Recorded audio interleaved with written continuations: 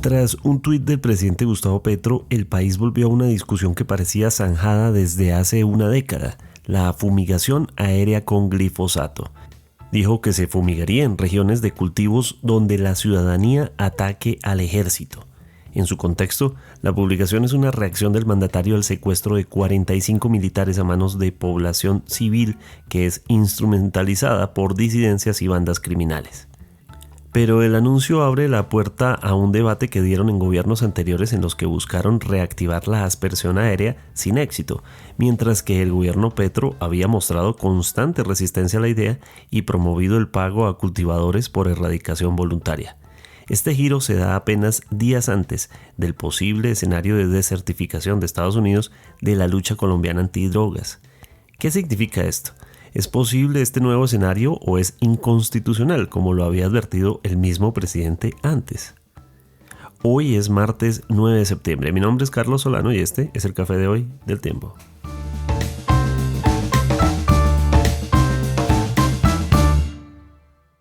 El Tiempo es un medio aliado de The Trust Project.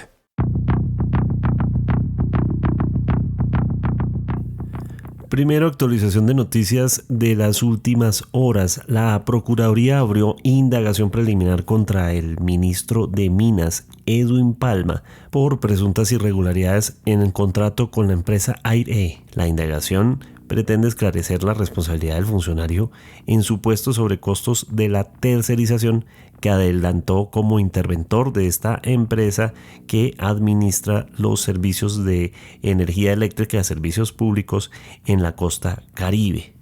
Recordemos que este ha sido un tema de agenda nacional debido a que el gobierno Petro ha señalado la necesidad de esta intervención por las altas tarifas de los servicios como se manejan especialmente en el Caribe colombiano. Según revelaciones periodísticas como la que hizo la revista Cambio, el ministro Palma habría creado un ambicioso sistema de tercerización de compras en el que se identificaron millonarios sobrecostos en materiales utilizados en la operación de la compañía, los cuales eran adquiridos directamente con los fabricantes, saltándose los controles legales previos para el uso de recursos públicos. Debe dejar el representante a la Cámara Miguel Polo Polo su curul en el Congreso. Esto debido a que el polémico político renunció al Consejo Comunitario que lo avaló en el año 2002, certificando su curul afro. Este lunes se conoció que Polo Polo se apartaba de dicha organización comunitaria que actualmente ostenta la personería jurídica del Partido Ecologista.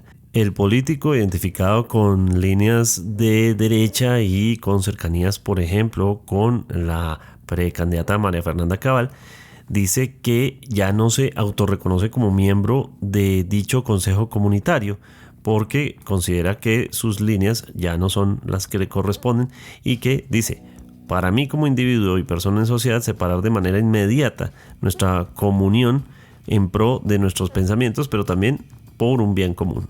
Entonces, en reacción, diferentes voces señalan que Polo Polo debería perder su curul. Hoy, martes 9 de septiembre, es el último partido de las eliminatorias al Mundial de Fútbol 2026. No hay mayor noticia, no hay mayor sorpresa en la medida en que Colombia ya clasificó al Mundial de Fútbol en la fecha anterior. Sin embargo, visita ahora a Venezuela, país que sí se está jugando el todo por el todo para clasificar, así como también Bolivia. Entonces, la gran carrera este martes es entre Bolivia, que recibe a Brasil, y Venezuela, que recibe a Colombia. No faltan las voces que dicen que Colombia debería ayudar a Venezuela. Sin embargo, eso no es legal y podría acarrearle una difícil sanción a Colombia previa al Mundial de Fútbol. Entonces, hoy a las 6:30 de la tarde, partido de la Selección Colombia ante Venezuela. Lo que seguro sí será noticia es la nómina que probará el técnico Néstor Lorenzo en este partido.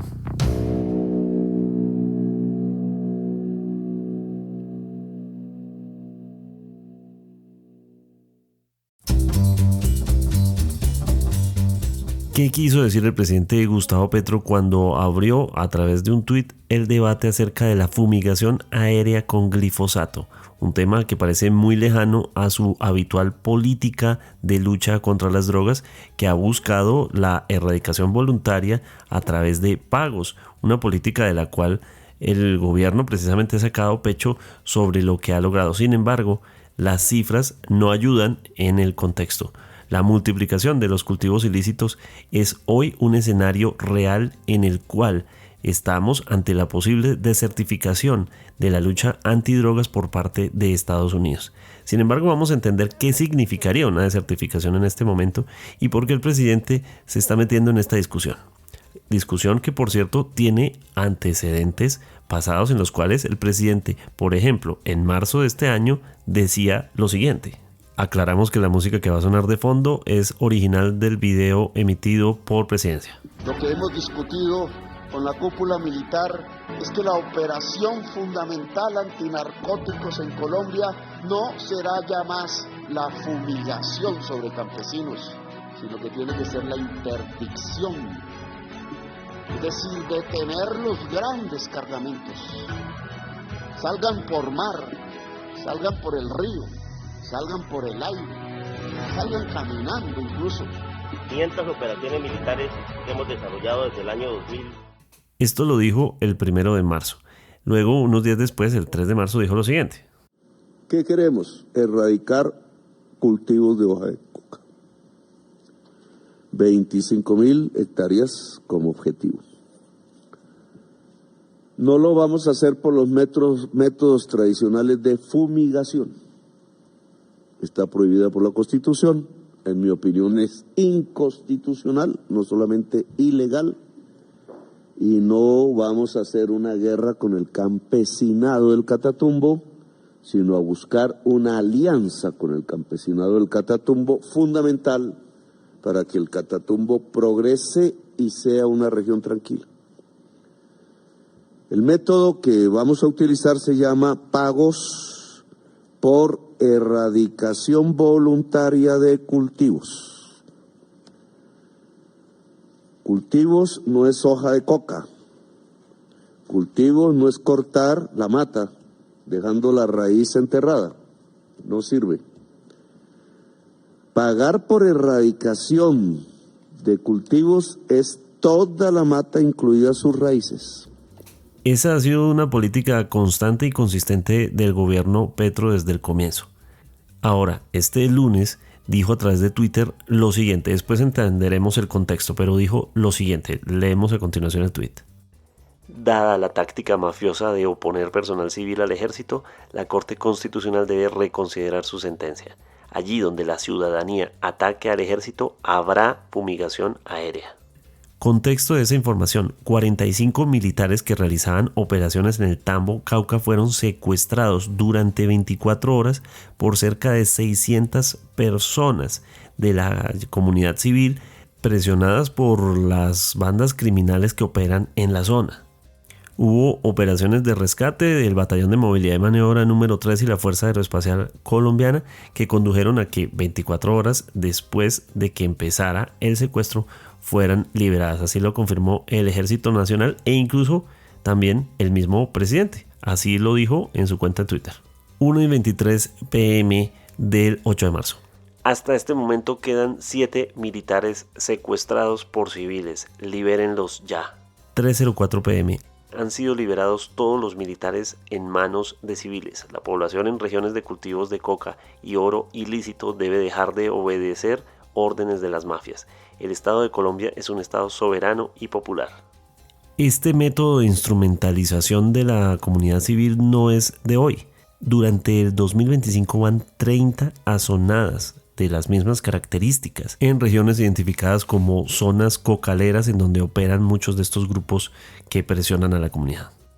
De todos modos, el esquema de la lucha contra el narcotráfico a través de la erradicación voluntaria continúa. Sin embargo, ante el panorama de la fumigación, el ministro de Defensa, Pedro Sánchez, dijo en estos días lo siguiente. Este gobierno nacional le ha apostado enormemente a la transformación no de los cultivos para uso legal, sino de las economías. Cuando uno mira las estadísticas, en el 2021 se erradicaron 106.000 hectáreas y se incrementaron en 60.000. Quiere decir que la erradicación, en ese caso, lo único que hizo fue hacer un poco más lento el crecimiento de los cultivos ilegales. Por ello aquí lo hemos dicho, en el 30% del esfuerzo militar y policial y el 70% de la acción unificada del Estado. Y ese 30% muy seguramente es algo que mencionó el señor presidente y ya lo revisará la Corte Constitucional y ya se mirarán los protocolos que hay que hacer para que se revise esa sentencia.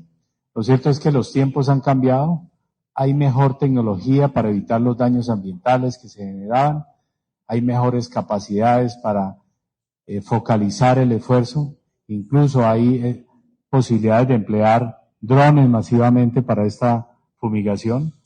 No es un panorama nada fácil en la lucha antidrogas cuando precisamente Naciones Unidas reporta que en sus últimas cifras Colombia estaría con 253.000 hectáreas de coca, cuando en algún momento, como lo hablaremos más adelante, llegó a estar en 38.000 hectáreas de coca, frente a otros países como actualmente Perú, que están alrededor de las 90.000 hectáreas de coca. 253.000 hectáreas de coca fueron las que reportó Naciones Unidas en su último informe. Esto se traduce en una producción potencial de cocaína disparada a niveles históricos de más de 2.600 toneladas, dice Naciones Unidas, y con niveles de erradicación mínimos, menos de 5.000 hectáreas en todo ese año de la medición.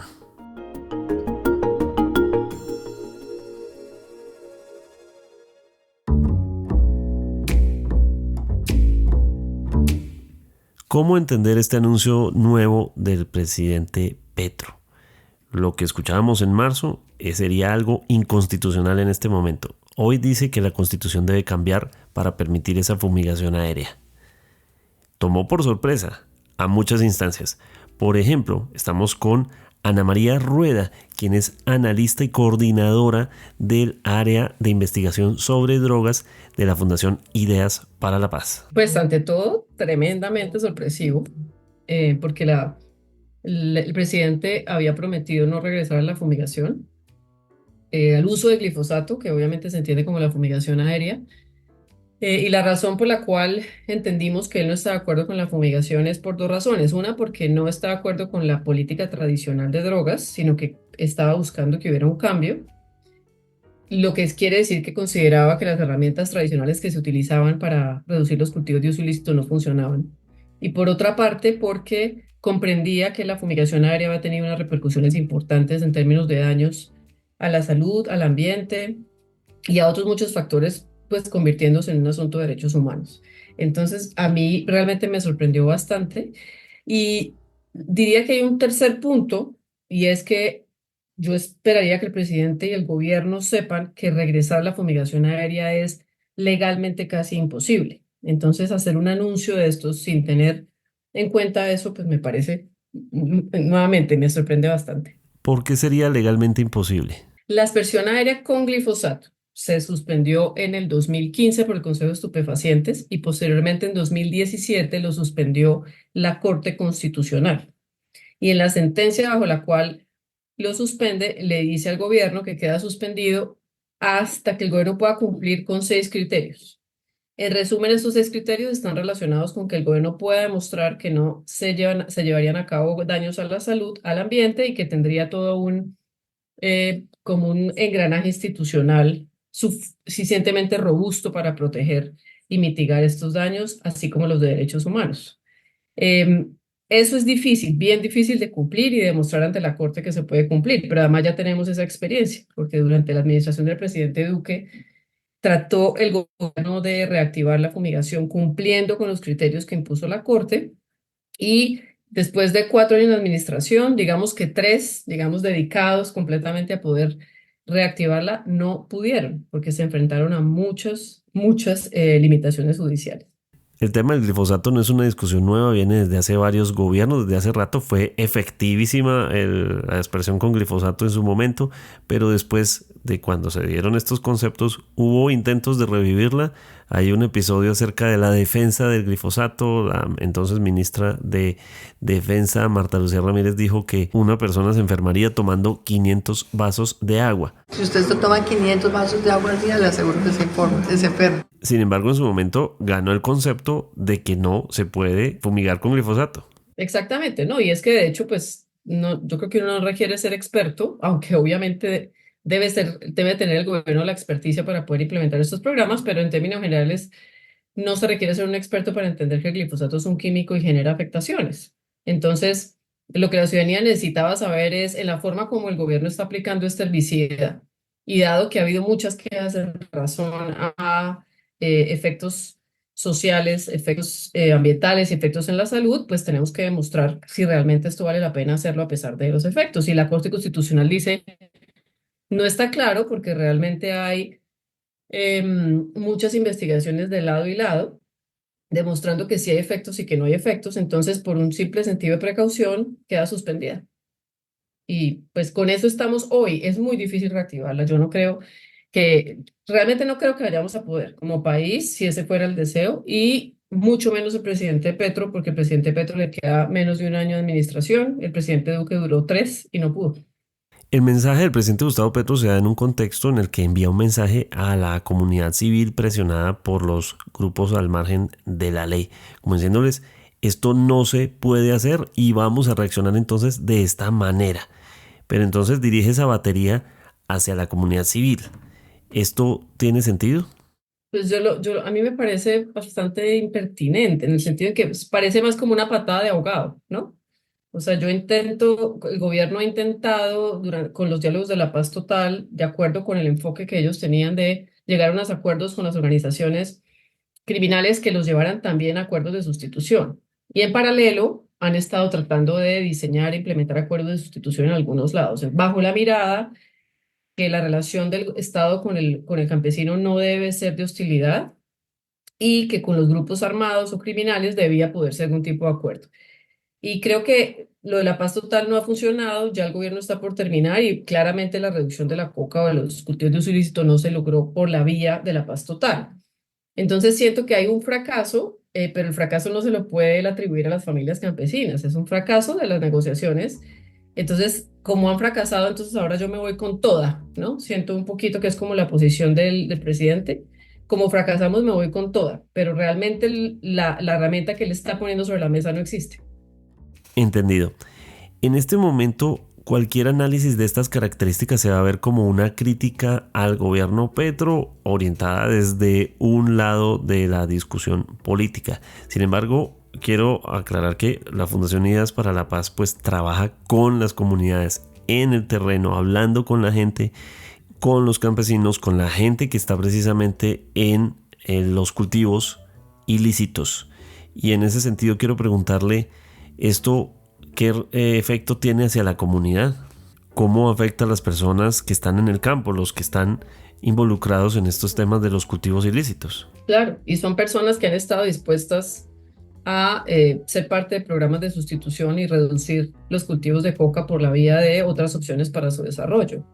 Y no las tienen. Y no las tienen porque los programas no han logrado lo que han querido lograr, a pesar de que haya habido unos buenos y otros malos. Y en este caso, estamos hablando de Cauca, pero así como muchas otras regiones, pues está al mismo tiempo la presión criminal. Entonces no son personas que en el vacío están cultivando coca, son personas que tienen situaciones graves de desarrollo y de marginalidad, que además tienen una presión armada muy importante, y eso lo conoce el presidente, y sobre esa base, creo que él construyó la nueva política de drogas, que es un documento muy interesante y completo, que fue publicado en su primer año de gobierno, o sea, de hecho un año después, tal vez ya estábamos en el segundo año, eh, con el objetivo precisamente de hacer las cosas de distinta forma y de hacerlo de la mano de los campesinos y de la mano de las organizaciones criminales. Entonces, pues, con las organizaciones no ha habido efectos. Para el caso de las familias campesinas, no es culpa de las familias campesinas que no haya habido resultados en los programas de sustitución de este gobierno. Son programas que todavía apenas están iniciando procesos de implementación. Entonces, no es culpa, no se le puede atribuir a las familias campesinas. Ahora, si él quiere, si es una forma de decir que no está de acuerdo o digamos, fustigar el hecho de que las familias campesinas están apoyando de alguna manera o a estas organizaciones y por eso están haciendo esto con los militares, pues también hay que entender los contextos territoriales, o sea, por qué están siendo presionadas por estos grupos. Yo creo que aquí hay que asumir que todos tienen responsabilidad de lado y lado, ¿no? Tanto el gobierno como las organizaciones como las familias campesinas, pero no creo que sea que una solución de este tipo, me he dicho que fumigar aún si se pudiera solucionar nada, porque de hecho, pues usted fumiga y hace que estas familias campesinas pierdan esa cosecha que tienen al frente y los grupos armados no puedan sacarle los dineros a esa cosecha, pero vendrá otra cosecha y este gobierno ya no estará y el siguiente tendrá que tener una estrategia para el largo plazo. No, esto no se soluciona con este tipo de herramientas que llegan y se van. No es una semana común y corriente para hablar de este tema. Estamos a unos días del informe que presentará Estados Unidos acerca de la certificación de la lucha antidrogas de Colombia desde Estados Unidos. Esto significa que estamos ante el panorama de una posible desertificación. Quisiera preguntarle esto, ¿qué efectos tiene y si el mensaje del presidente Petro está conectado directamente con el tema de la certificación? Puede ser que el presidente haya encontrado como una oportunidad para mandar un mensaje a Estados Unidos de que él sí va a irse duro contra los cultivos de uso ilícito y lo hace justamente una semana antes de que supuestamente es la decisión, que es el 15 de septiembre, ¿no? Puede que sea posible, pero también el gobierno de Estados Unidos sabe que la fumigación aérea no se activa en 8 días, porque ya lo conocieron con el presidente Duque. Entonces, pues sí, puede que sea un mensaje, pero yo la verdad no le encuentro mucho sentido. Y de hecho, frente a la fumigación aérea, la fumigación terrestre, con glifosato, lo que se conoce es que sí se está haciendo. No, o sea, el glifosato en efecto sí se compró y se compró para esos efectos y tengo entendido que sí se está avanzando en fumigación terrestre con glifosato, aunque el presidente haya dicho que no. Y eso es obviamente por la presión que tiene el gobierno de poder reducir las hectáreas de coca y sobre todo demostrar que está trabajando en eso, porque es importante la discusión sobre qué tanto realmente se reduce una hectárea de coca cuando usted la erradica, ya sea con glifosato o ya sea de forma manual tradicional, eso es toda una discusión. Pero para efectos de la conversación con Estados Unidos se requería mostrar un compromiso, y mostrar un compromiso era poner sobre la mesa una meta de erradicación de hectáreas de coca que se puede cumplir solo con erradicación manual, ya sea terrestre con glifosato o ya sea manual tradicional, porque el gobierno no tiene ninguna otra opción en este momento. Entonces, sí, estamos en un momento en que es importantísimo que el gobierno del presidente Petro dé signos de compromiso con la lucha contra las drogas ante el gobierno de Estados Unidos para evitar la desertificación, pero me parece que esta no es la manera, porque pues el gobierno de Estados Unidos sabe que la fumigación aérea no se reactiva de un día para otro. Y Estados Unidos tiene, por supuesto, las cifras. Sabemos que se multiplicó la cantidad de hectáreas de cultivos ilícitos. ¿En qué escenario estamos en este momento? Sí, claro, estamos en un momento muy difícil precisamente por un número tan alto. Y hay que entender que realmente sí es alto porque cuando uno mira la historia de los cultivos ilícitos, el momento en que estuvimos más alto fue antes de que entrara el gran proyecto de cooperación internacional llamado Plan Colombia, ¿no? Entre Estados Unidos y Colombia, que es a finales de los 90 y teníamos 178.000 hectáreas. Ahí arrancamos el trabajo, el proyecto de cooperación, donde las fumigaciones obviamente juegan un rol muy importante y logra el gobierno colombiano llegar a 48.000 hectáreas de coca en 2012 y 2013. Esos son los mínimos. Después vuelve y arranca el ascenso. El ascenso arranca y no para. Y cuando Duque llega al gobierno están en 172.000 hectáreas, creo, y no logra pararlos. O sea, es decir, Duque radica más que ningún otro gobierno en la historia de Colombia, más de 100.000 hectáreas durante 2 años. Y logra no revertir el crecimiento, pero sí, digamos, mantenerlo estable. Aún así, no logra cambiar la tendencia, porque pues ya no tiene la fumigación y el gobierno el Estado colombiano necesita tener otras herramientas para poder reducir este problema. Entonces, estamos en un escenario específico muy álgido, pero el presidente Duque también estuvo allá y también estuvo con el presidente Trump. O sea, ahí también estaba Trump en el gobierno de Estados Unidos, ahí también estaban presionando al gobierno colombiano y ahí es cuando el presidente Duque se mete en la tarea de tratar de reactivar la fumigación y no pudo. Entonces, estamos en un escenario similar. La diferencia, entiendo yo, es que este presidente Trump es un poquito distinto y las decisiones del presidente Trump actualmente dependen de muchos otros factores. Es decir, siempre ha sido una decisión política la desertificación, no es una decisión que se relaciona solamente con la situación de drogas que tenga un país. Obviamente juegan muchos otros asuntos políticos alrededor de la decisión, pero en este caso, en este gobierno de Trump, lo que se sabe es que es un gobierno en el que claramente la cifra de cultivos ilícitos nos pone en un lugar de altísimo riesgo para la desertificación, pero lo que realmente importa es cómo están las relaciones políticas y claramente no estamos en el mejor momento. Entonces, por eso el momento es tan delicado, porque el presidente Petro, desde el ámbito de drogas, el gobierno ha dado, digamos, buenas luces, se ha comprometido con una meta, tiene muy buenas cifras en incautaciones, tiene muy buenas cifras en destrucción de laboratorios de cocaína, tiene buenas cifras en extradiciones, que son otros de los indicadores tradicionales. Pero en cultivos ilícitos estamos al máximo histórico y sin ninguna posibilidad de ver una tendencia a la baja. Pero en paralelo estamos con la situación de Venezuela, también estamos con la situación de Gaza e Israel, ¿no? También estamos con las situaciones que han pasado entre Trump y Petro, entonces es un escenario delicado. ¿Qué significa para Colombia una eventual desertificación de Estados Unidos? Pues la desertificación depende de la decisión que tome el gobierno de Estados Unidos. El gobierno de Estados Unidos va a tomar la decisión de desertificarnos con un efecto meramente reputacional, es decir, están desertificados y ya, sin ningún otro efecto, sin ninguna sanción.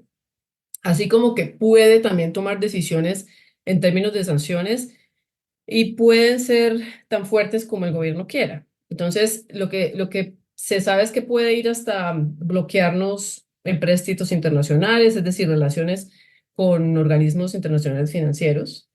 Puede bloquearnos la cooperación internacional que aún tenemos con Estados Unidos, que es muy relevante, pues ya no tenemos USAID, que era importantísima, sobre todo para los asuntos de desarrollo, pero de todas maneras toda la cooperación militar policial es relevantísima de Estados Unidos y nos pueden reducir esa cooperación o quitar pero es decir, a mí me parece que son escenarios difíciles que Estados Unidos se vaya a atrever a quitarnos la cooperación, pero sí puede haber algún tipo de efecto en sanciones. ¿Cómo nos afecta a nosotros?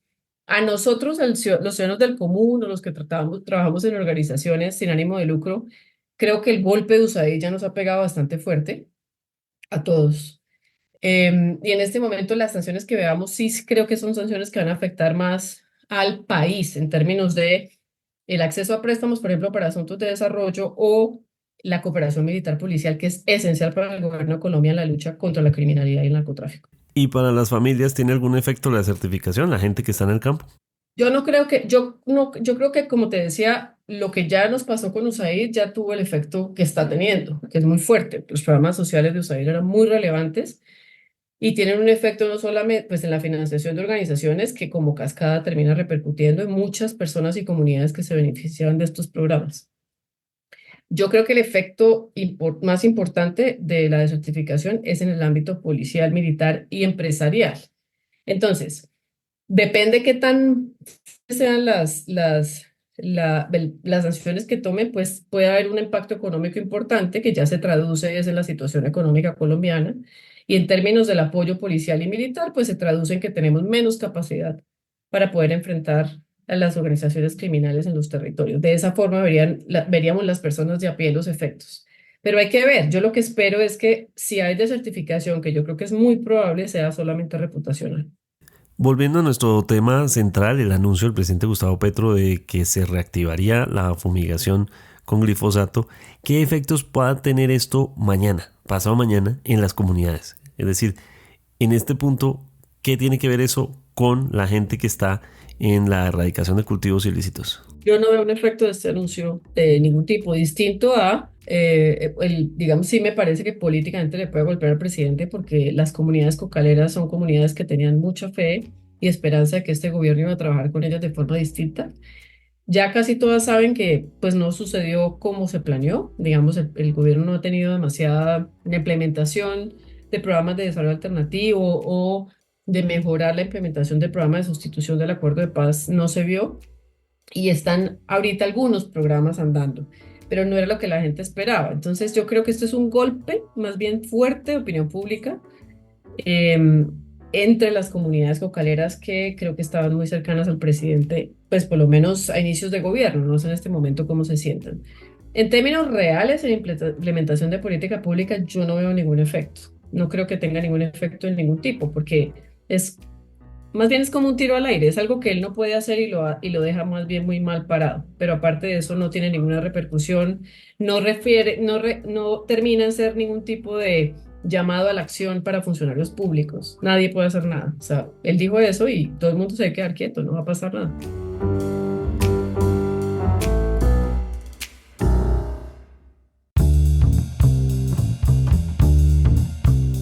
Gracias por acompañarnos en el café de hoy. Suscríbase en todas las plataformas de podcast y en el canal de YouTube del Tiempo. Nos encuentran también en Instagram y en X como @podcasteltiempo. Además, si quieres recibir a través de WhatsApp la notificación de cada nuevo episodio, sigue el enlace que se encuentra en la descripción o envíenos un mensaje con la palabra suscripción al teléfono 320-353-27 y haga parte de la comunidad del café de hoy. Con el apoyo en producción de Ángela Páez, mi nombre es Carlos Solano. Podcast El Tiempo.